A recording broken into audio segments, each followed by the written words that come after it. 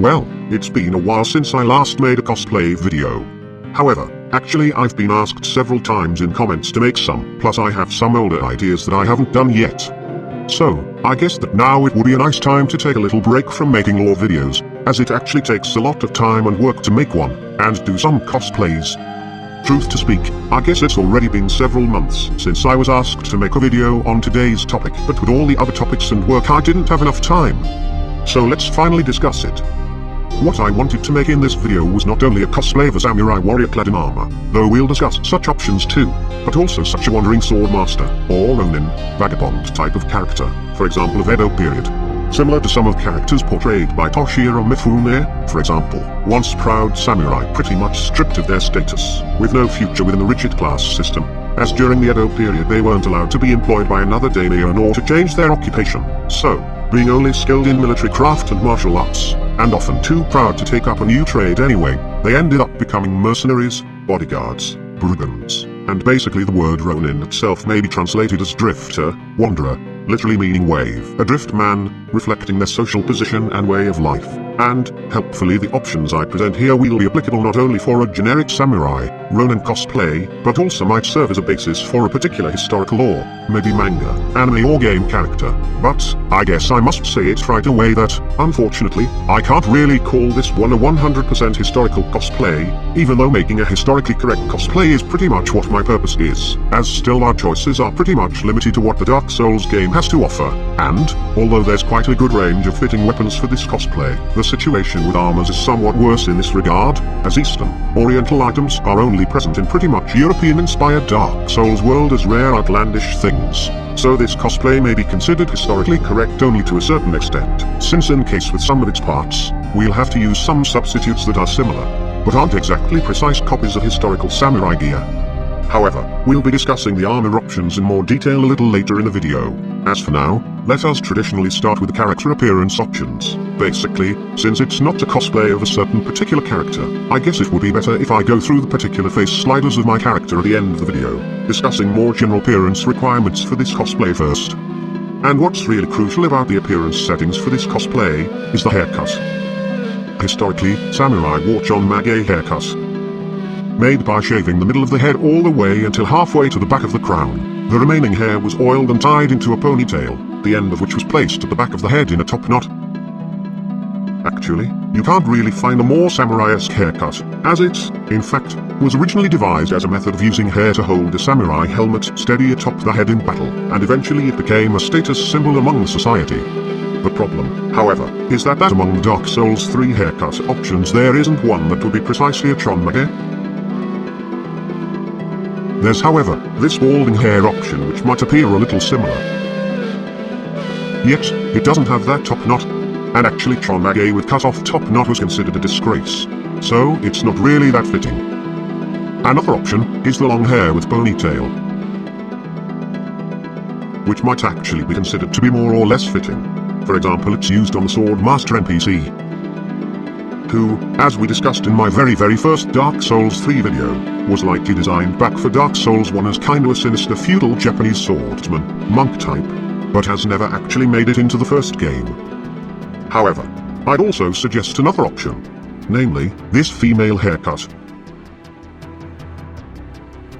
as it has that tail placed higher on the back of the head which makes it closer to the concept of chonmage knot. And also, despite being a female haircut in Dark Souls 3, it's actually quite similar to those cool haircuts depicted on some male samurai, Japanese swordsman characters in modern media, such as manga, anime, games. And historically such hairstyle could be an option too, though I'm not too certain in some of the sources I found it in, and it's still less iconic than chonmage, but, in my opinion it's actually the best option. As, even if it's not 100% historically correct, it at least gives you that modern media cool samurai feeling about the character, which, in my opinion, makes it rather pleasant to play.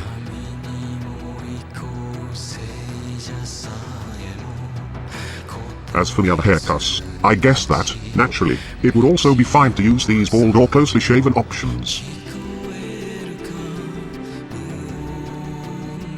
And, another important thing about the appearance is the facial hair. For my character I use this stubble kind of beard, as I'd like him to be such a vagabond, Ronin type. As for historically common options, simple shaven face wouldn't really be a mistake, especially for the Edo period. However, I guess that we may say that moustaches were also rather popular, for instance, among generals. And, in fact, this moustache kinda makes this character look a little like some angry samurai general. As for the beards, samurai didn't wear such long and thick ones.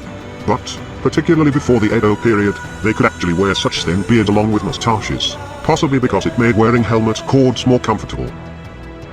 In addition to that, sideburns may be an option too, though maybe not always as long as these. And even sideburns combined with moustache wouldn't be wrong. Only I guess it's not really that much associated with samurai. As for the eyebrows, I use some thick, seriously looking ones, but that isn't really mandatory.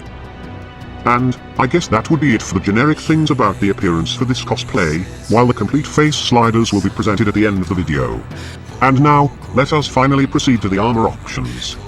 I guess that the most obvious and popular thing for a samurai cosplay is simply using the Eastern armor set, as it has some Japanese armor elements about itself, like this right spalder for example, and is pretty much associated with Shiva of the East who provided us with katanas in Dark Souls 1. But it's not really interesting, as it's really an obvious choice, plus I guess it's not that correct for a samurai cosplay just by itself either, so I'm not discussing the pure Eastern armor set option, and pretty much the same goes for the pure shadow set, which isn't really a samurai thing anyway.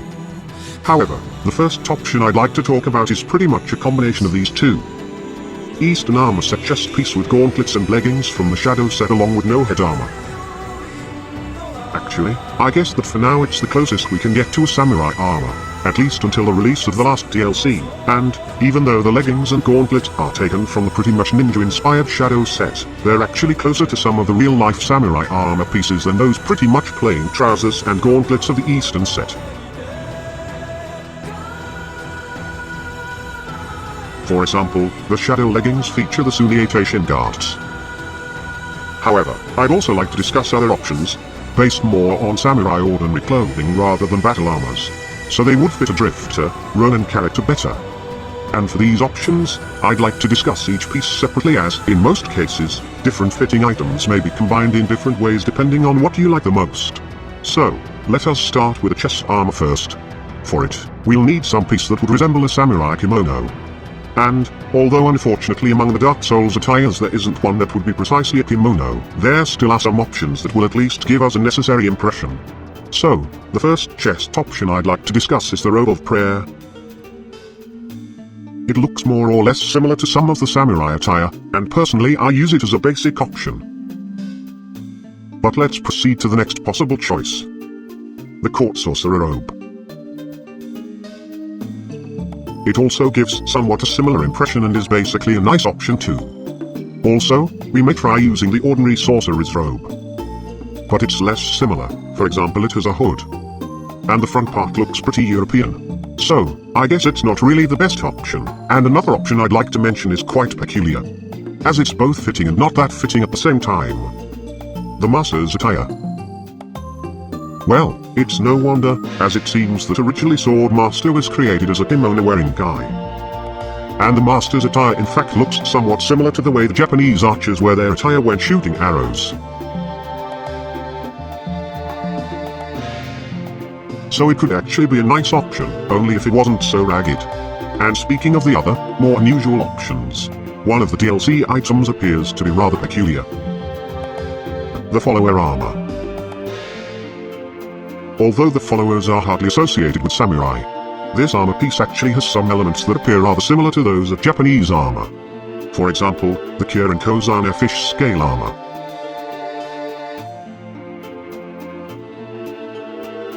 However, in the follower armor, this scale-like part appears to be made of some cloth, rather than metal or leather. And in addition to that, we may see some leather lamely parts on this armor. And such elements weren't actually uncommon in Japanese armors. So, followers armor kinda may be considered an option too, although a really unorthodox one. But, let's note that similar armor designs aren't unique only to Japan. And, on the other hand, the follower armor features a straight dagger on its belts, which doesn't really appear to be much like a Japanese thing. So, it's not really the best option, but I still feel like I must mention it. And another vaguely fitting option is the brigand armor, as it seems to be somewhat similar to some elements of Japanese armor. So, I guess it may be used for some Ronin, brigand type of character who wears only some parts of the samurai armor. And, returning to kimono options, I guess we may mention one more armor piece, although I wouldn't really call it too fitting, the scholar's robe. Well, it might give more or less similar impression as a robe, but with that wax, cape and patterned cloth parts, in my opinion, it's not really that fitting. And now let us proceed to the leg armor options. Historically, particularly during the Edo period, samurai wore hakama, traditional Japanese wide, flowing trousers. And, although, again, there are no trousers in Dark Souls 3 that would be precisely a hakama, there are, in fact, a couple of rather good options that resemble hakama closely enough. First of all, it's the Fire Witch leggings.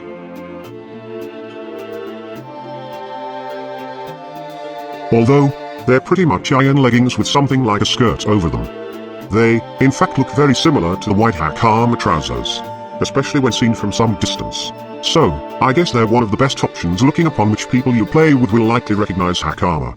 And, this option actually looks rather cool without the chest armor at all. But let's also discuss another, maybe more fitting, option. The Kornix's skirt. Unfortunately, it's not precisely a hakama too, yet it still looks quite similar. And the reason it's possibly better than Fire Witch leggings is that it doesn't have iron armor beneath it, but rather some loincloth, which is rather good for this cosplay. As samurai, actually, wore fundashi loincloth beneath their kimono, which is more or less similar to one of Kornix's skirt. So, actually it's a really good option and personally I use it as a basic option. Only one must be, careful when performing certain gestures while wearing it. And, speaking of the fundashi we mentioned, actually, on some images we may see samurai without long trousers, but rather with shorter pants or even simply fundashi loincloth.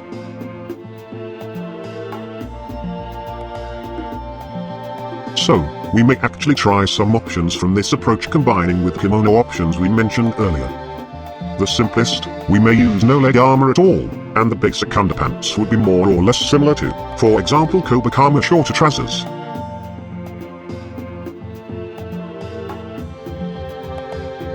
Also, we may try a loincloth for the longer type of fundashi. And, as for the other type of this undergarment, the slave knight leggings feature pretty much a fundashi, so maybe it could even be an option too. Only the armor part and the boots don't really appear like something of Japanese origin, so using them wouldn't be really correct. And, as for the other options I guess we may actually try the dragon scale waistcloth. Although it's hardly inspired by traditional Japanese designs, in my opinion it's not exactly a bad option. For instance, those shorter trousers beneath the waistcloth may appear slightly similar to kobakama trousers,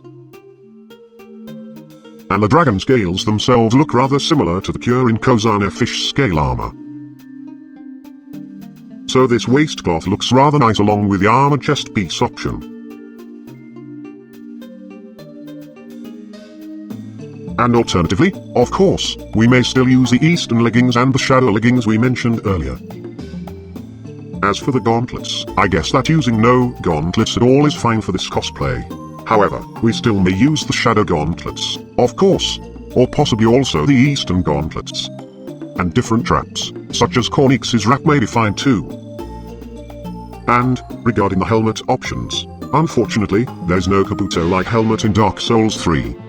So, personally I use no head armor at all, especially since I enjoy the overall image of my character that way. But, there still are some options. Like, maybe the Eastern helm, after all, which has something in common with Kendo Men helmet. Also, since historically there were such taller Kabuto helms, possibly we may use the Sunset helm or the Follower's helm for somewhat a similar effect, but that would be kinda wrong really. And, we may also try the Pyromancer crown as it's somewhat similar to a headband. But, generally, since there are no Kabuto helm options, the choice about the helmets for this cosplay isn't really wide, and none of options is fitting enough, in my opinion. But let's now finally talk about the weapon options. Luckily, the situation with fitting weapons is way better than with armor. As for swords, obviously, there is no shortage in various Japanese swords that may be used. Only, I myself wouldn't really use such unusual ones as those that belonged to the sisters founders of the Sable Church. We may use Uchigatana, Bloodlust, Chaos Blade and other katanas. Separately, however, I like to mention the Inagiri and Jubidachi blades, as they are especially fitting being, in fact, a daisho set, literally meaning big little, a pair of a long and a short sword, worn by samurai on their belts in pair. However, commonly they weren't used both at the same time, as in the two-handed mode of onigiri and jubidachi, but rather the long sword was used for combat, while the shorter, usually wakizashi, was used more like a personal weapon. However, the two-sword style of Dark Souls 3 is likely inspired by a technique developed by legendary expert swordsmen of late as the Shimomoyama period and early Edo period, Miyamoto Musashi. The Nitanichi, Two Heavens as One, technique, which utilized the use of wakizashi along with a longer daito at the same time. And, although such concept isn't really unique for him, it's still commonly associated exactly with Miyamoto Musashi. So, I guess we may actually use today's options along with Onigiri and Jubidachi to cosplay him as a historical, or legendary, swordsman. And speaking of Miyamoto Musashi's story, we may also note that Dark Souls features the washing pole katana, which is apparently based on the nodachi, literally a field sword. And, possibly the most famous swordsman who used this type of weapon was Sasaki Kujiro, who lived at the same period that Miyamoto Musashi and was actually killed in a legendary duel against him. And, in fact, it was Sasaki Kujiro's nodachi that he called Morihashizo, the laundry drying pole, which is also sometimes translated as the washing pole. Thus the washing pole of Dark Souls was likely inspired by exactly his sword. And actually I've been wanting to make a Sasaki Kujiro vs Miyamoto Musashi duel in Dark Souls 3 for a long time now, but can't really make it alone. But, returning once again to Onigiri and Jubidachi, I'd like to use this video to mention one peculiar lore-related thing. The thing is that the stance we see upon landing after using Onigiri and Jubidachi's weapon skill is rather similar to the stance of Sister Elfriede with her scythes. Actually we take this stance when using the weapon skill of the Friede's Great Scythe. And, it's in fact said that this stance comes from Elfriede's former swordsmanship, and we know that, at least one, of the two other sisters founders of the Sable Church used a katana. So, it's actually quite interesting as it might give us some peculiar lore-related hints on possible relation between Elfriede, her past in Sable Church, which is related to certain primordial serpents, and Kamui, who wields Onigiri and Jubidachi and takes somewhat a similar stance, and serves Lothric as a Black Hand assassin, whom we find in Grand Archives, where we also see some statues related to the primordial serpents. However, there is still a possibility that it's just a coincidence about using the katana stance. But, let's not stray away from the main topic of this video too far. This lore thing is really interesting, but it's actually a separate topic for a separate video. Let's return to the cosplay options. And, actually, the swords we mentioned aren't the only weapons fitting for our cosplay. As for the ranged weapons, the perfect choice would be the Anislayer Greatbow, along with Anislayer Great Arrows, as it's, in fact, pretty much inspired by the Japanese Daikyu bows. And the way our character shoots with it is pretty similar to the Japanese Kudo archery martial arts stances.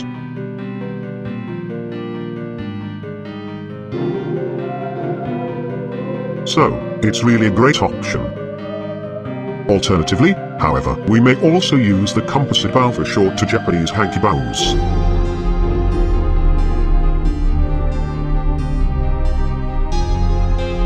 And, as for the spears, we may use the Lothric Knight Long Spear, as it actually appears rather similar to the Japanese Yari straight-headed spear, being a really good option. And, of course, we may also use a Black Knight Blade, for its similarity to Japanese Naginata. And, actually, this type of weapons is also kind of associated with the Japanese Onabugisha female warriors, literally woman martial artist. So we may try it for a Onabugisha cosplay. If you like, maybe later I can make a more detailed video about it. And, I guess that's pretty much it for the gear options. Now, let's watch some fight scenes to see the cosplay in action. Personally, I kinda enjoy playing this character. And then we'll go through the detailed sliders for this character. Only, I apologize that there are no PvP fights, since I don't pretty much play online. During the last ban wave, I got a warning about invalid save data likely for using the camera tools, although I used them offline most of the time, and had to delete all my characters and start it all over again. And in process I got invaded by a hacker who altered my character's stats with a one-hit sword. So, since then I'm not playing online for now.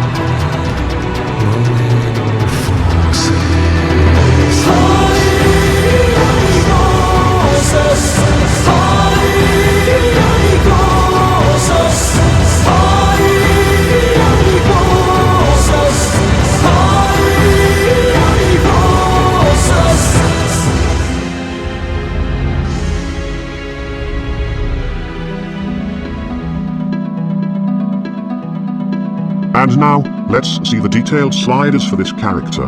Although I'm not really good in Dark Souls character creation, I'm actually quite satisfied with this character as his appearance gives the impression I wanted to get and actually fits more than one facial hair option.